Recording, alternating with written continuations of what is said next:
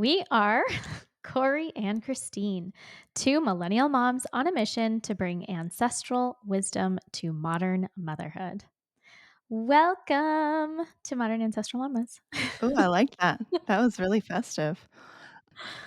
So this is an episode that we're calling it we're probably gonna call it, like, part 2 or Well, the second or the something. yeah, the original title, we have an entire series called What Can I Eat For? And then we did breakfast, lunch, dinner, snacks. Okay. And desserts and drinks. Oh, I forgot we did desserts and drinks. Oh Yes, my gosh. Okay, all so of those. we did them all. But this And was, like, back at the very beginning of the show. yeah, so back in like 2022, these episodes are like episodes 7 and, So really, I think really we early skipped. It was, ones. like, 7 and then 9 and then 11 and so Yeah. on. Yeah, yeah, yeah. And we'll link them, but they have been some of the most downloaded episodes. Like people have told us that it's super helpful. Right. So we decided to re-record them Because with we have better recording equipment now. Oh, good point. Yeah. I was going to say re-record them because it's been a couple of years now and we wanted to update the information, but that's a good point. We also have better recording equipment and video. And shout out to our friend Janine who told us this was a good idea. So everybody go tell Yeah. Janine at Awfully Good Cooking that you're thankful that she encouraged us to do this. Yeah. Okay, so as you all know, like to start the episode with a question that pertains to the episode, kind of an icebreaker. And today's question, just like that one that we did however many, 2 3 years years ago, ago. 3 years ago. Oh my gosh. I forgot it's 2025. Isn't that wild? Yeah. Okay. 3 years ago. 3 years ago. All right. The question is, what did you have for breakfast, Christine? Okay. So we literally just redid our breakfast menu. I put a post on this recently. My 10-year-old basically told me he wanted to update it and he came up with the ideas. So he wanted soup 2 times a week for breakfast. So today was another soup day. And I had broth and I had leftover ground beef. And so I was like, well, I'm just going to heat up the broth, add the ground beef to it. And nobody wanted the ground beef. They were all like really upset about that. Oh, no. I know, right? But then I added an egg to it to make it an egg drop soup.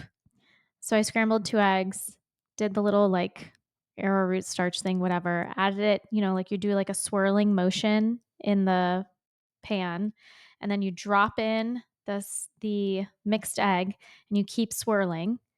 And then it's basically an egg drop soup. And so it had broth, ground beef, egg, and I put it in front of everybody, and everybody was like, "This is disgusting. I don't want this." Oh, no. And then everybody ate it. Oh, okay, okay.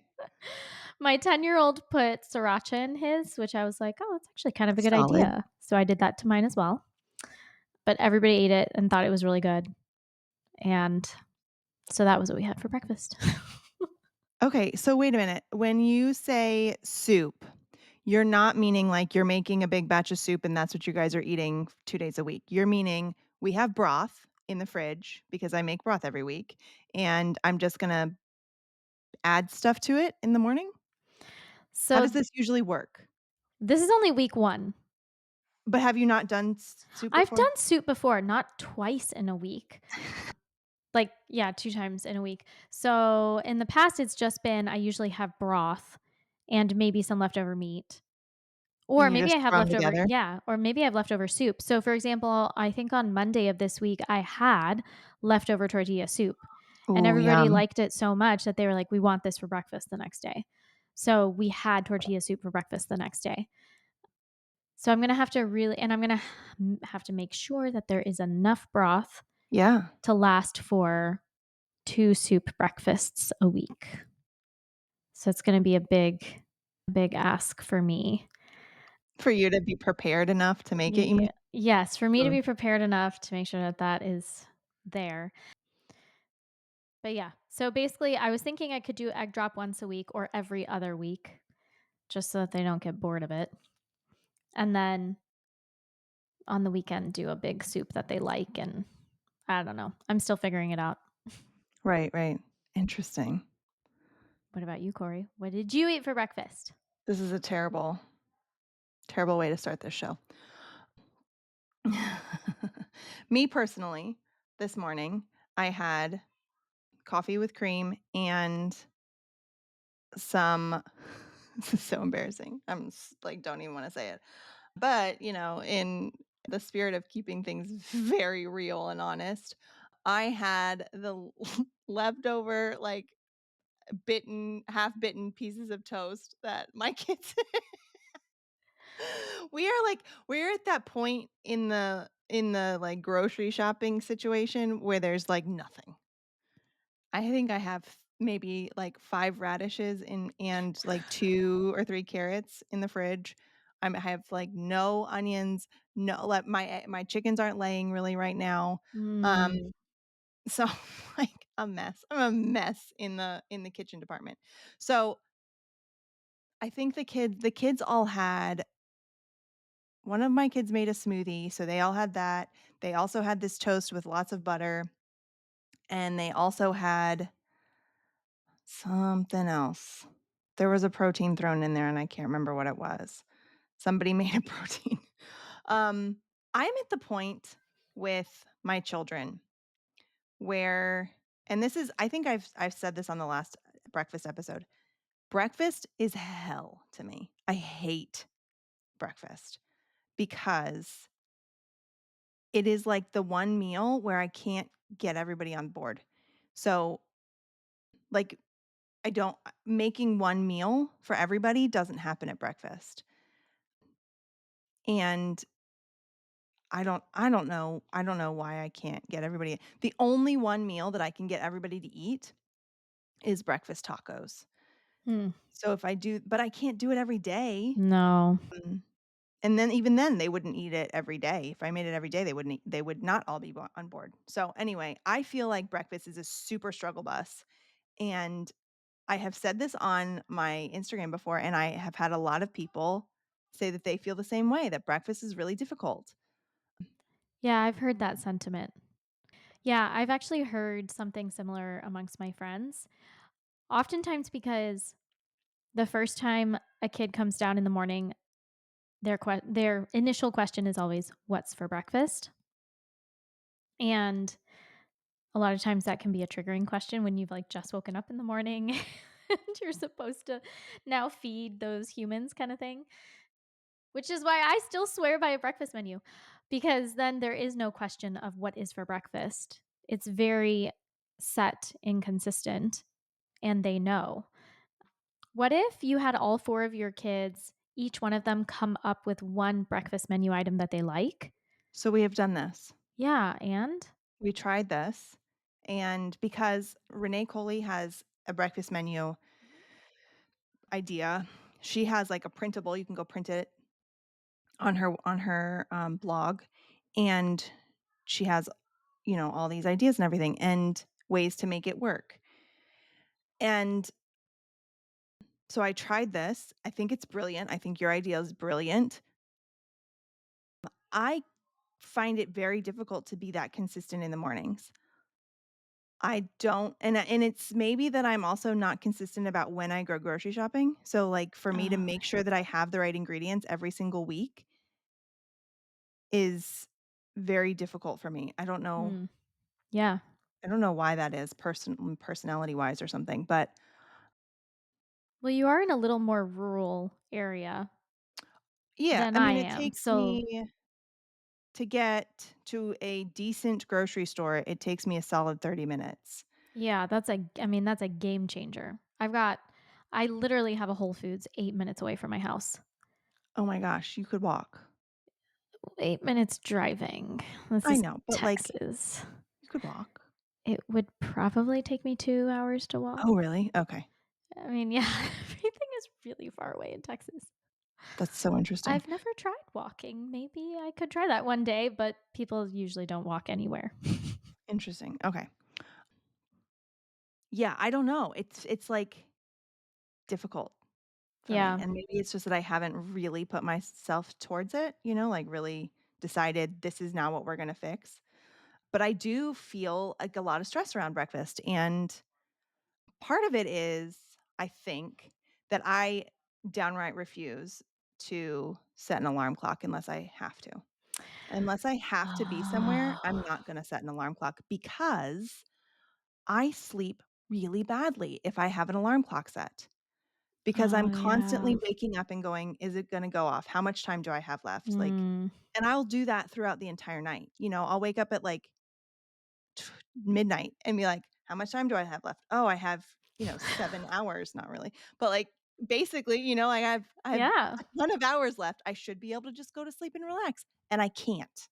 That is so interesting. So, I That, like, refuse to set an alarm oh my gosh, unless I absolutely have to. I wake up to alarms every morning pretty much. Yeah. Wow. I think it's fascinating how different people are. I also the other reason that I refuse to set an alarm to get up, people are always like, "You need to, get up for before your children and have quiet Mhm. time or have this time that you can, like, center yourself or whatever." If I get up, even if I am quiet, my children will get up too. It's Really? like they have a sixth sense. It is so annoying. Like, Wow. I could get up at 5 o'clock, and one of my kids would get up within probably 15 minutes of me. Crazy. Mine are very consistent. They're still a little off with the weather and everything. Like, it's not really getting light here until Yeah, 7:30. So I feel like they're not really waking up until 7:30. The earliest is waking up at 7:30, which is that's not gonna work next week. My little one has to go back to, his Montessori program next week, and we're gonna have to maybe get wake back him on a up. schedule. Yeah, get back on a schedule. But okay, so the reason why we wanted to re-record this episode was because we wanted to give you guys new breakfast ideas. And so Some yeah. more information about breakfasts in general. Yeah, what is a wake up snack? Oh, okay.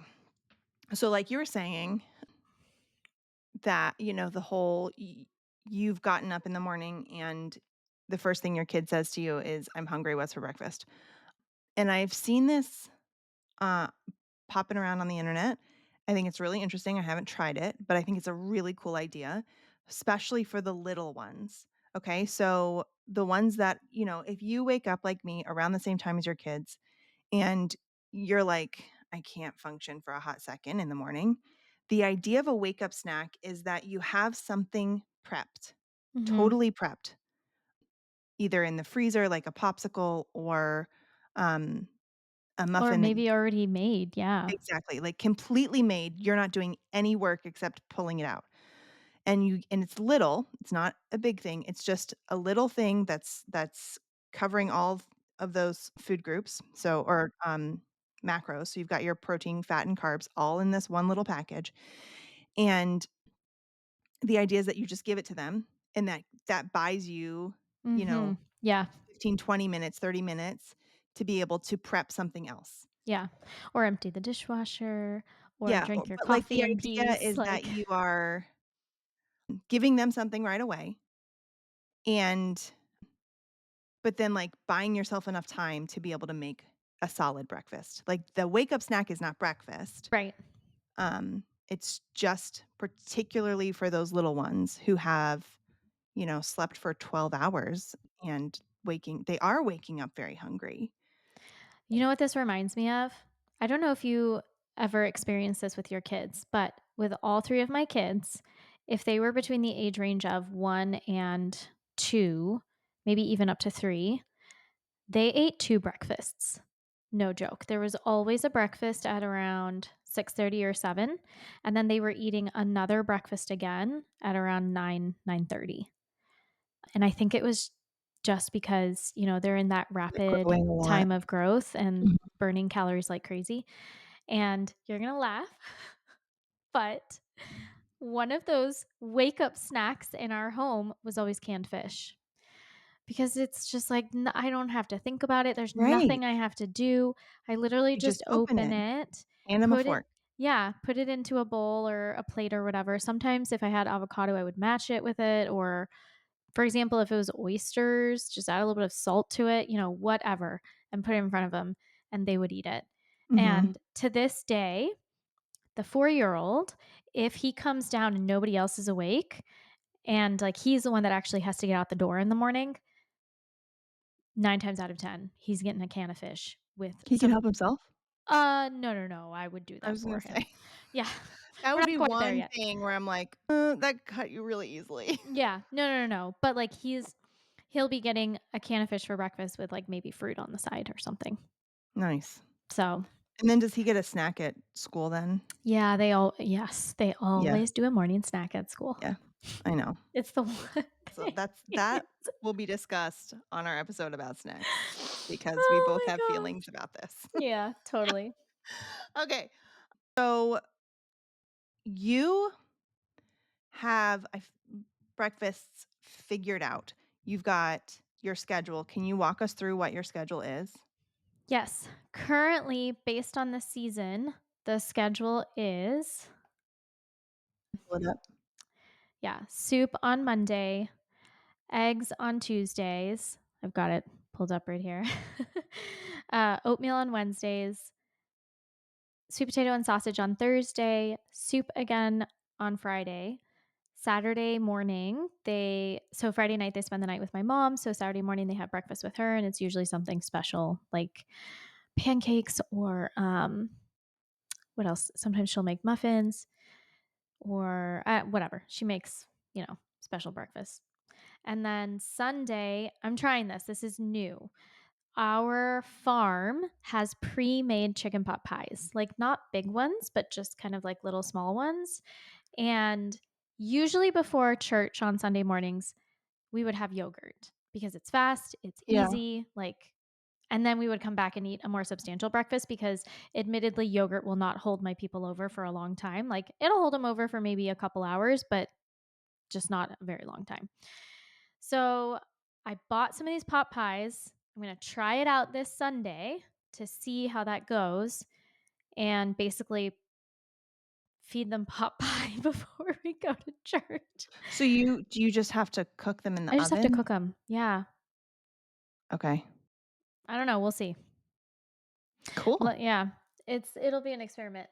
But also my son had said in the past we used to come back from church and have like a big brunch. And he's like, "I want to go back to having a big brunch on Sundays. Why can't we do that anymore?" And what I don't want to tell him is because I don't want to cook. This is Right. why we don't do this. Right. It's a break for me. Okay, so are you prepping anything before breakfast? Like, because sweet potatoes take a long time to cook. Yeah. And So, okay. The night before, I'm always defrosting any meat that needs to be defrosted. For example, oats, I'm soaking the night before. The soup, the broth for that is already done, or the soup is already made. So it's just a matter of reheating.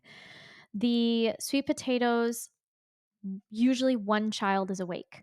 And if one child is awake, then they are cutting the sweet potatoes for me and putting it in the oven for me. In the past, I've done it different ways. I've done it where I buy small sweet potatoes, like maybe little mhm. ones, and then you can set the oven to like a delay feature, and I would just cook them until they're soft, and each kid and then you slice it open, add butter to it kind of thing, and each kid gets their own sweet potato with their sausage. I've done it that way before, and if we're talking about fast and easy, that's literally the best way because there's very minimal prep. And you can, the night before, put the sweet potatoes on your pan, set your oven to delay, have the oven start cooking at like 5 in the morning or 4 in the morning, whatever time you wake up, kind of thing, or even before. Do you know what I mean? Like while you're sleeping, the oven is cooking and then the oven turns off so that when you wake up, the sweet potatoes are done. This is so fancy. I've never heard of an oven doing this. A delay feature? Yeah, that's so Oh awesome. my gosh, it's Mine like does not do that. lifesaver. Oh no, yes, yes, yes. I love the delay feature on ovens. I use So it all you the time. I can do that in my Instant Pot. There you go. See, I don't have an Instapot. So you can do the same thing there. Yeah, you could do sweet potatoes like that in the Instant Pot. Oh, perfect workaround. Yeah. It is more work to do what I've switched over to doing, which is peeling them, then cubing them. and cooking them with like a fat or something. Okay, Maybe I'll so go more back like a to, hash. yeah, maybe I'll go back to individual. That's not a bad idea. Why am I making my life more challenging? Yeah, really. Okay, so I think I'm curious because I think the first time that we recorded this, your children were in school, right? Mhm. And now you only have your 4-year-old in a half day program Mhm. and your other 2 are homeschooled. And I remember feeling or I remember saying on that other episode that I feel like for homeschoolers, it is so hard to close the kitchen and say, "No, breakfast is over, lunch is over, whatever, like, we're not eating anymore." Because children my children, I'll just be very specific, my children will eat all freaking day if I let Yeah, them, and I don't want them to do that because if they do that, then they're just eating, like, a banana or something, totally. and which is there's nothing wrong with bananas, don't get me wrong, but, like, I want them to come to actual meal times hungry and ready to eat an actual meal. And if they're eating in between meals, if they're snacking a lot in between meals, they will not come to the table actually hungry. So, and I feel like that's my problem. That is a problem that I have with breakfast is they wake up, they have kind of like a wake up snack, not that I'm being intentional about it, but like they will eat like a small amount of something Mhm. and then an hour later or an hour and a half later decide that they want an omelet. And I'm Yeah. like, "Yeah, an omelet's a great idea, but like, we cannot just keep eating more and more and more and more." Um, so this is part of my breakfast is a struggle situation. Um, Okay. thoughts, Kristen? So I will say that this is so funny that like we keep mentioning Janine from Awfully Good Cooking, but it was really helpful to have her at my house for 2 weeks because I was almost able to see, okay, how does she manage certain things in her own home? And one of the things that I noticed was there is a very strict rule around like you said, the kitchen is closed, or if there wasn't enough and you weren't here for it, then that's it. You don't get it. So there were often times where like some of our kids would be outside playing for whatever reason and there wasn't enough of one particular food. And I would say something along the lines of like, "Oh no, but what do we do? There's not enough. Like, let's portion it out so there is," kind of thing. And she would say, "No, those 3 are outside playing. They're not here for it. They don't get it. End of story." And I was like, "Wow, you're right." Or, exactly like you said, a kid would come in and say, "I'm hungry," and she'd be like, "No, the kitchen is closed. That's it. Mhm. Like, the next time you eat is not until lunch, period." And that feels harsh to say as a parent. Mhm. It really does. And, there's like I go back and forth on it somewhat because I think like I want to help my children honor their hunger, like I want to help them recognize when they're hungry Yeah. and when they're not and help them to learn how to listen to their bodies in that regard. But I'm also like all the things we've already talked about. Like I can't be cooking for you all day. No. I can't be cleaning up after you all day. Yeah. We have other things we have to do. I have things I have to do. You have your school you have to do. Like all of these things. And I want you to be coming to the actual meal at lunchtime or dinner time or whatever, actually hungry and ready to eat that meal. I And it mean, feels mean. It feels mean for your child to come to you and say, "Mom, I'm hungry. I'm so hungry. My belly hurts. I'm hungry." And be like, sorry, should have eaten more breakfast." Like, totally guilty of saying that, by the way. Usually, I will drop well, did you eat enough protein at breakfast? Did you eat yeah. enough fat at breakfast? Like, okay. No, I do think that, like all things or most things in life, there's gray areas, there's room for fluidity, and we don't always have to be so rigid, but it just sort of depends on the situation and the kid. Oftentimes, I'll say, okay, why don't you get yourself a glass of milk? Like, let that Yeah, hold you that's what over. we've been doing too. Just like pour yourself a glass of milk. Or the other thing I've noticed too is if they're not occupied, then they're bored. And when they're bored, one of the first things they reach for is food. So, like, the Mhm. first thing they'll ask me for is food. And so it's really I've noticed that when they are deep in school, or like if the 4-year-old happens to be here for whatever reason, he was home all week, okay? So if he's deeply occupied in play or in listening to an audiobook, he's not coming and asking me for food. It's when he's bored that he starts asking me for food. Yeah. Yeah, So, we had a sit down the other day, a couple weeks ago at this point, where we talked about we have to stop with the constantly asking mom for food. You need to sit down, you need to eat your food at whatever the meal time is, and then the kitchen's closed. And very specifically said, if you are hungry in between those times, those meal times, your options are is you can have a glass of milk or you can have a glass of kefir. yeah. That's it. And so okay. So I want you to talk about your because you guys are very adamant about having savory breakfasts. Oh, yeah. Talk about why that is. Mhm. If people didn't start their children out on that path, say they have older kids and they started them out on cereal or they started them out on like sweet muffins or stuff like that, talk about how they could get around to making breakfast more savory. So like why and then how. Okay. Why and then how? Why is pretty basic. It's just because I want to make sure my kids have stable blood sugar levels so that they are not doing what we talked about before, which is coming to me in 2 hours or an hour and saying they're hungry again. And also so they can stay focused on their school. And in order to give them stable blood sugar levels, I need to feed them protein and fat in the morning versus just carbs. Because remember that carbs are fast burning energy. So anything like muffins, pancakes, cereals, granolas, fruit, what Waffles, waffles, bagels. bagels, yeah, a glass of milk, like, and any of those things, straight carbs. They're just going to burn right through it, and it's not actually going to keep them full. It won't give them the stable blood sugar levels that they need to stay focused throughout the day. So that's the why. We really, really hone in on protein and fat for breakfast.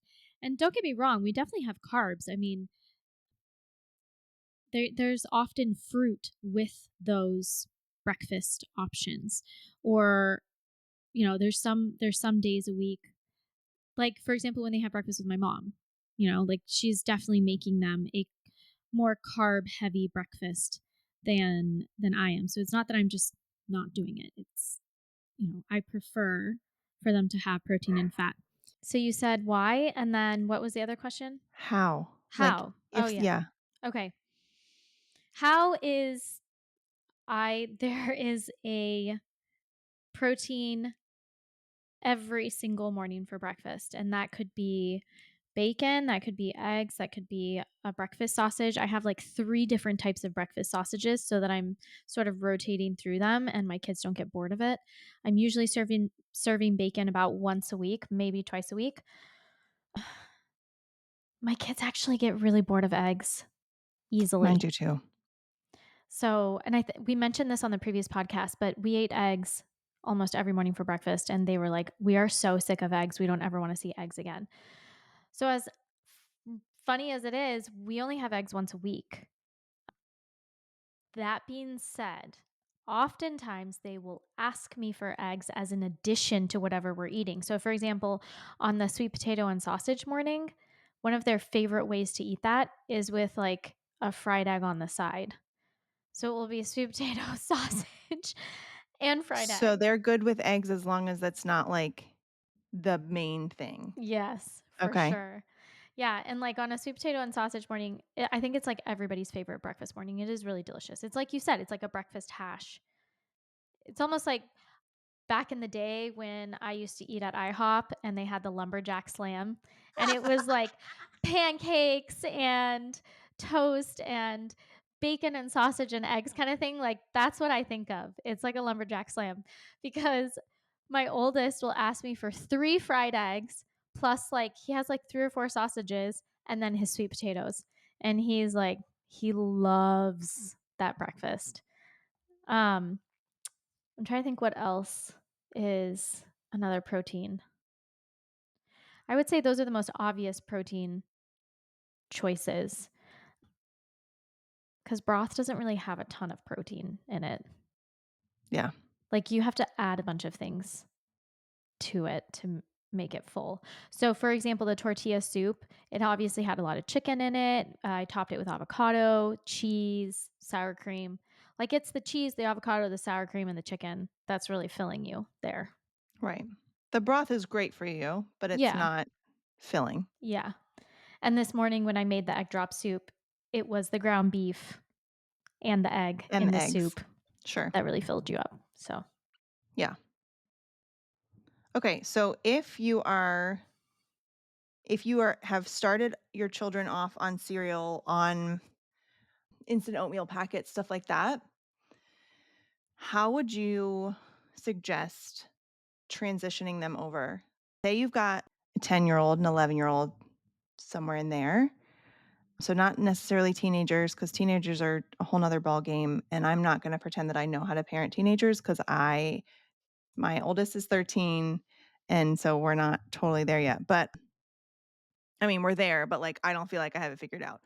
Um, but how do you think that you would transition your family into eating that sort of thing if they had grown up for 10 years or so eating cereal for breakfast or instant oatmeal packets or anything like that?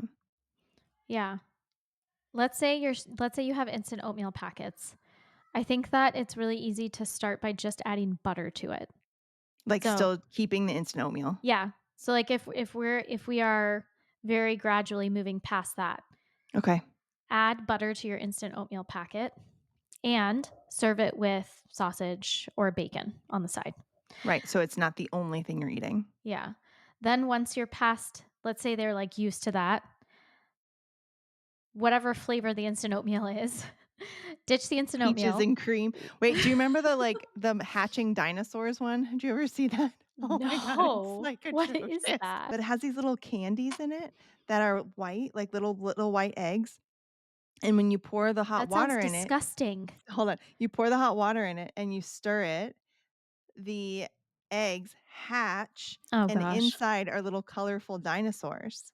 Amazing. It's magic, pure magic. I Wow. will admit that I bought them for my oldest Yeah. when he was, like, maybe 3 years old because I was, like, trying to get him out the door for something, and then I'm not even kidding you, I he still talks to me about them. He's 13.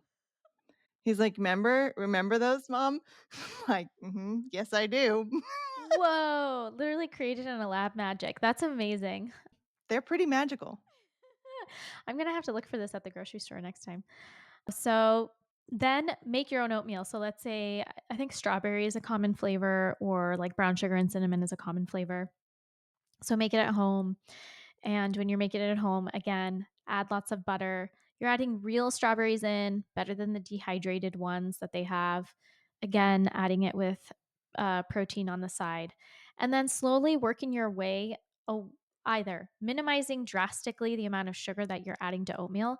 Because, folks, you have to remember that oats are already carbs.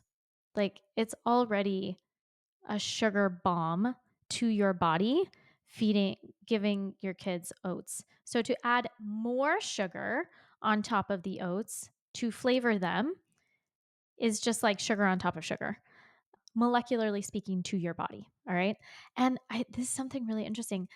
I think that the reason why people add syrup or sugar to oatmeal is because they don't think it tastes good. But if you've ever cooked oats in either broth or salted it gives it flavor. So Oats are bland unless you flavor it. the way I've started making oats recently is because if you make them the soaked way, they're very soft, very, Mhm. very soft. Yeah. It's very porridgey. Um, and I don't mind the texture. Some of my kids don't mind the texture. A couple of my kids are super turned off by it. Yeah. So I found this way of making oats, and I use the 1-degree sprouted ones, Yeah. so I don't have to Same. worry about having to soak them. Mhm. Because if they're already sprouted, you don't Yeah. have to also soak them. So it saves you time. Yeah. Also, then you can do this. So what I do is I put them in my skillet or in my pot with butter, dry. Put them in Oh, dry okay. with butter, and you toast them, No way. and it gets so nutty and it, like, brings out the flavor of the oats, and they're, like, nutty and they're, like, a richer flavor. Mhm. Then you add in milk and some salt and cook it, and Fascinating. it cooks really quickly, and they don't get smushy. Like, Mm. they're more defined, Mhm. and they have more of a bite to them, like an al Mhm. dente sort of bite, and they're not all, like, clumpy, smushy, homogenous, you know? Yeah. Anyway, they're super delicious that way. That is fascinating. Oh my gosh, I've definitely never tried that. And then, of course, you add more butter and cream or whatever after you've cooked Yum. it. Oh my gosh. Okay, so I just thought of this. I haven't done this in a while, but I know I have a reel somewhere. But also if you want to add more nutrients to oats and you're like trying to transition your kids out of this or this is the only thing that they're eating before they sit down and they see you do this. You can Okay. actually mix in a raw egg yolk into the oats and nobody will know it's there. I promise you. It Oh, yeah, makes I it do this all the time. Yeah, it makes it super creamy, delicious, and it's just added nutrients into oats. We've talked a lot about oats. I know, but I do wanna do really quickly because you do these savory oats, and I want you to go over this quick. What does that mean? Oh my gosh. I mean, What do you how do yeah, you cook these? I just learned this from Janine, but honestly, like once you have the base of realizing that you don't have to eat sweet oats, I actually think savory oats are more delicious than sweet personally, but there's so many different toppings that you can do. Essentially, instead of see, Yeah, both of us. instead of adding either maple syrup or sugar to your oats or, whatever to make it sweet, you add salt.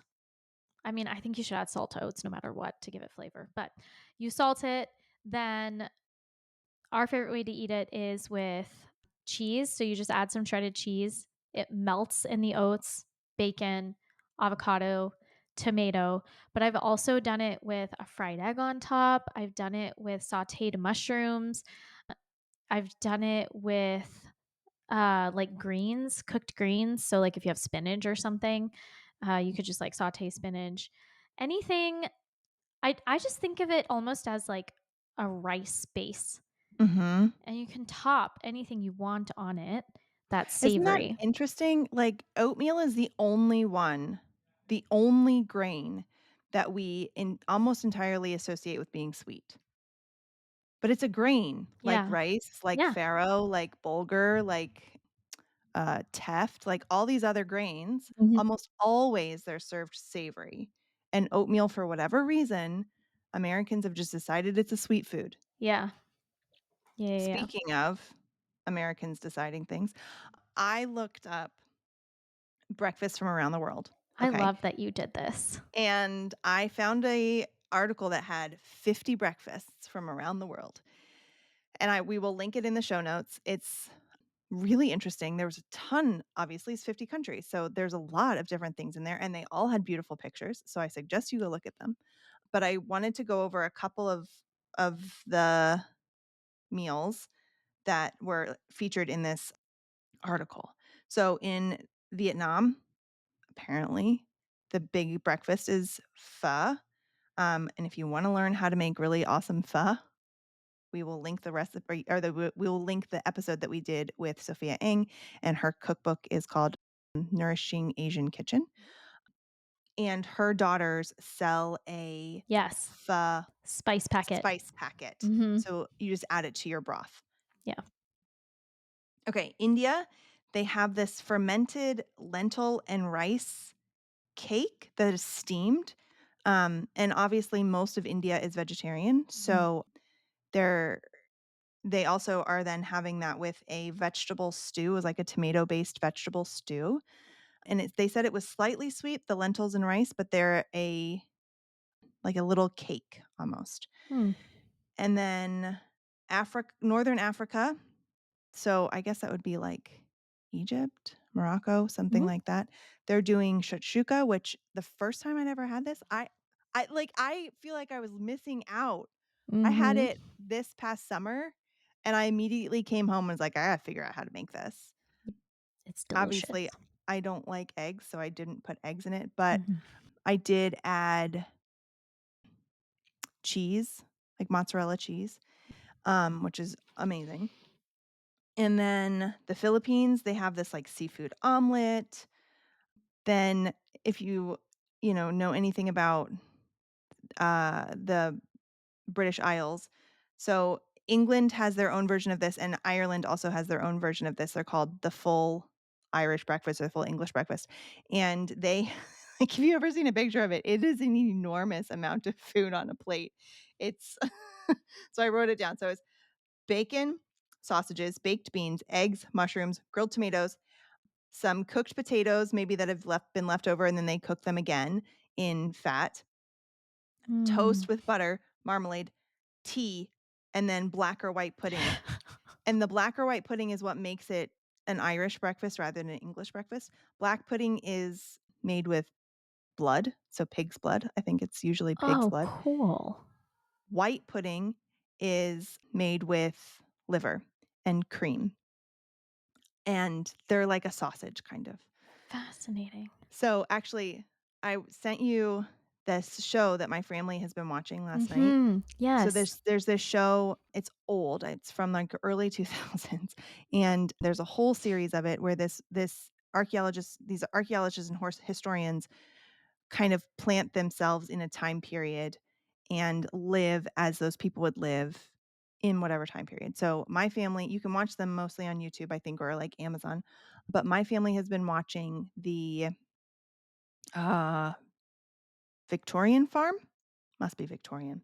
Victorian farm, and they the one we just watched was they were harvesting their hog and then using every little bit of it, and they were making white sausages in that and black pudding and white pudding in that episode, and that's the only reason that I know what white pudding is. I'd heard of black pudding, but I never heard of white pudding.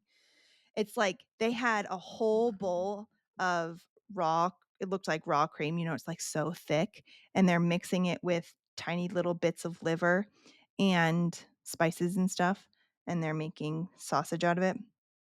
Okay, and then I wanted to ask you if you knew, because your husband is from Mexico, Yeah. what is the Mexican version of breakfast? Yeah. Okay. So there's a few different traditional Mexican breakfasts. The most obvious, I think, are chilaquiles, which is basically like dried tortilla chips that are the base. And then on top of that, there's like a sauce, either a red sauce or a green sauce. And then there's chicken on top, usually. And from there, you can put anything you want. People will do fried eggs, they'll do avocado, they'll do cream, they'll do cheese, they'll do cilantro, just like anything you want.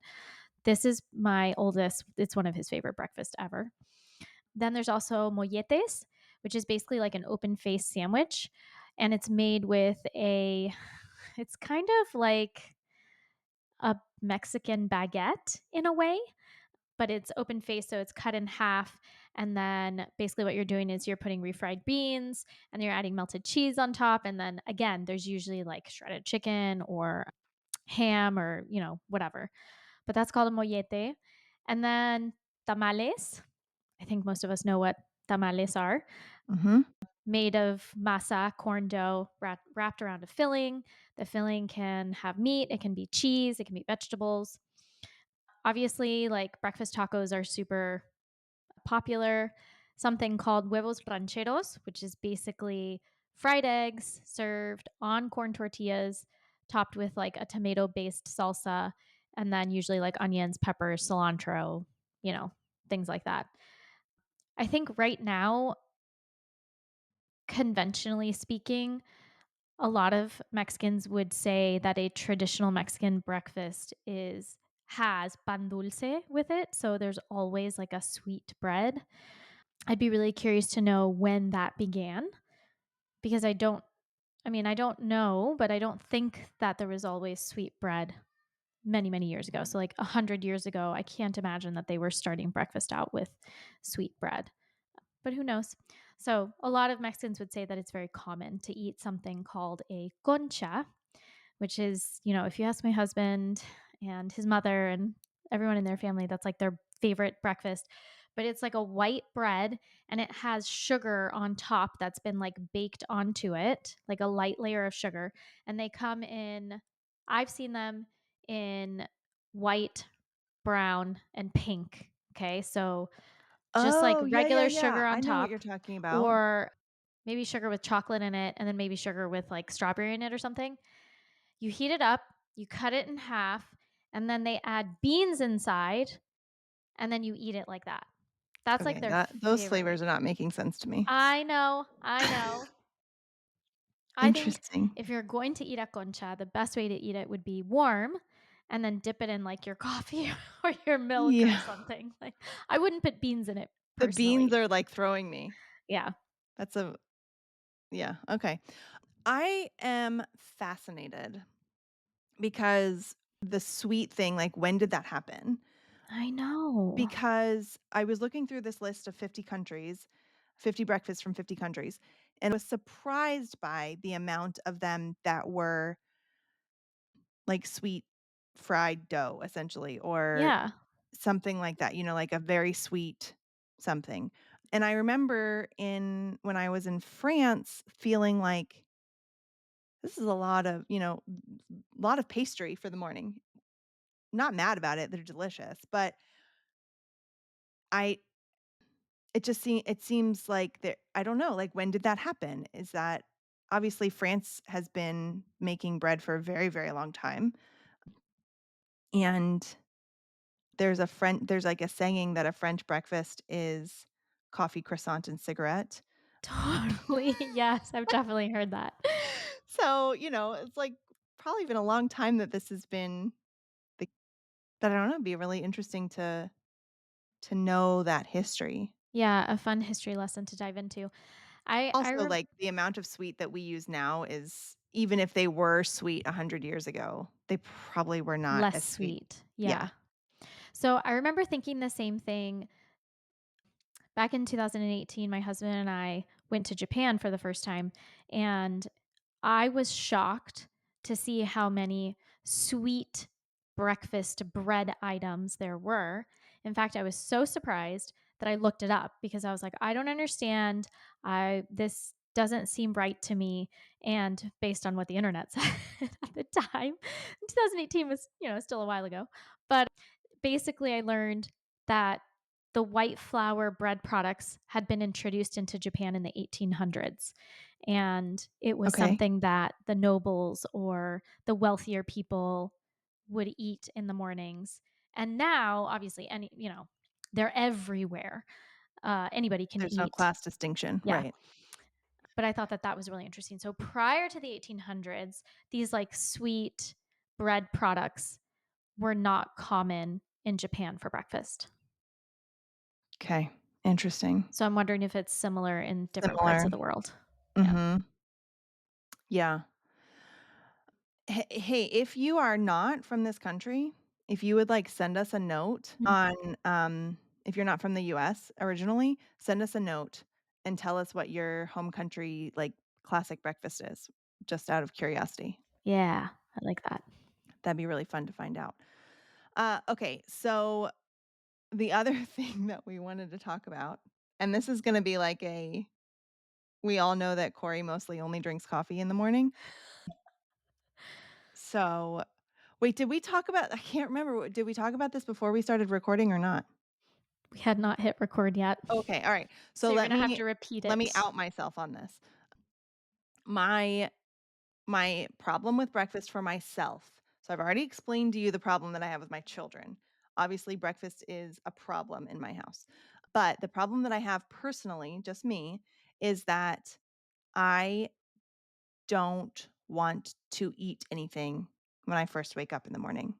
So what I do and what I end up doing is making coffee for Ryan and I, and then I will drink my coffee. I drink it with cream, but so it's not completely alone, but then I won't eat again. I won't eat anything really until lunch. And the reason is it is not that I am intentionally fasting. It is never an intentional thing.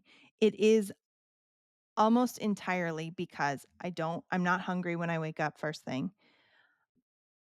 And then uh like I don't want to eat, and then by the time I am hungry around 9:30 or 10, I'm the kitchen is closed, and I'm not gonna start eating anything because then it will just open a can of worms for my children, and so then I just don't end up eating until lunchtime, but by the time I get to lunch, I'm so hungry. So, Christine did a little bit of research for us, figured out why I shouldn't be doing this, and how harmful this is to my hormones and insulin resistance and all these things. So, convince me, Christine, why I need to be eating breakfast. I love how you want me to convince you.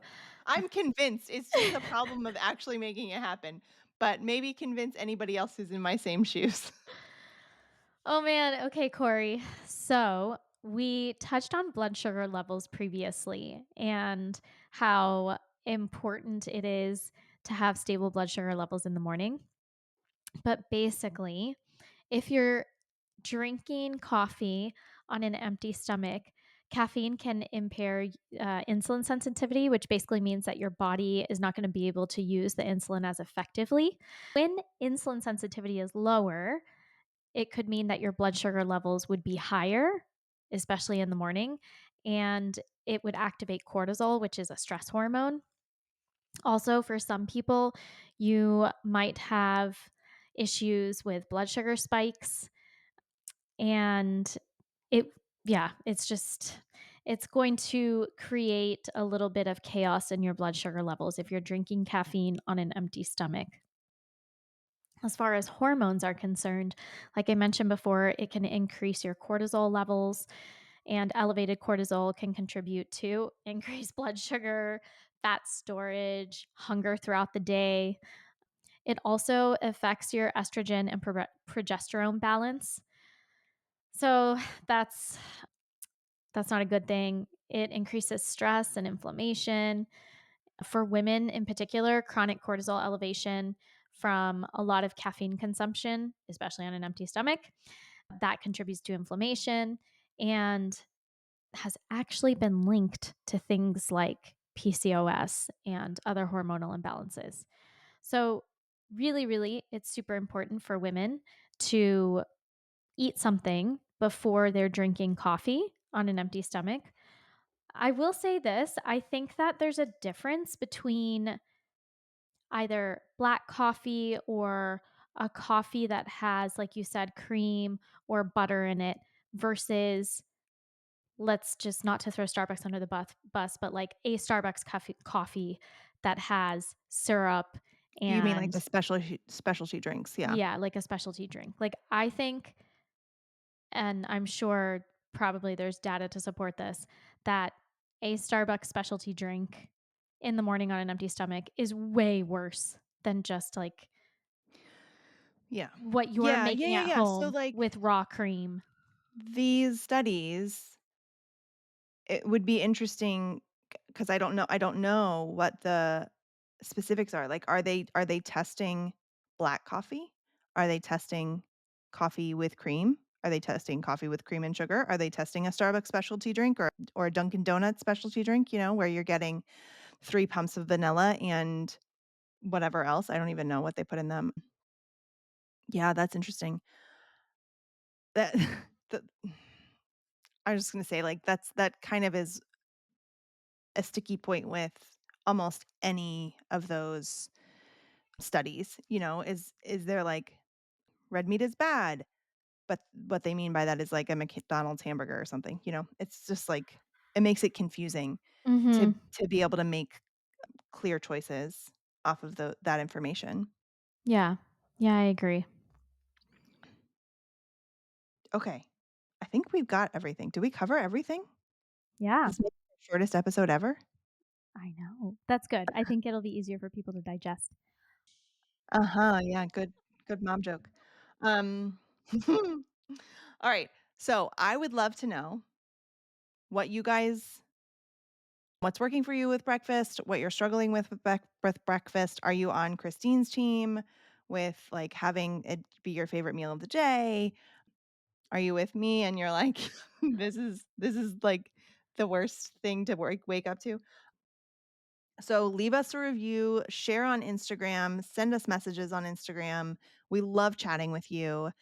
We love to hear from you. I know that there are people who, like, we just had Marie. Thank you, Marie, for sharing the episode on Instagram stories. And she listens on Spotify, so she can't comment on Spotify, but she can share it on Instagram. And that really does help. That's really wonderful. And so go like, subscribe wherever you're listening. We have big news that we are talking about now. We are putting our episodes up on YouTube. So Mhm. you can go over there, watch our faces, all that kind of thing. So go over there to YouTube, like and subscribe over there. You can also comment on YouTube and we will try and reply to those. Um, what else? That's it, right? Oh, on YouTube, it's just called Modern Ancestral Mamas. Instagram is Modern Ancestral Mamas. Christine is at the Littles. I'm at For Nutrient's Sake. That's it. That's all we have, I right? think that's it. Yeah, you got it. All right. Well, everybody, have some breakfast. All right. Thank you for listening. Thanks, Bye. guys. Bye.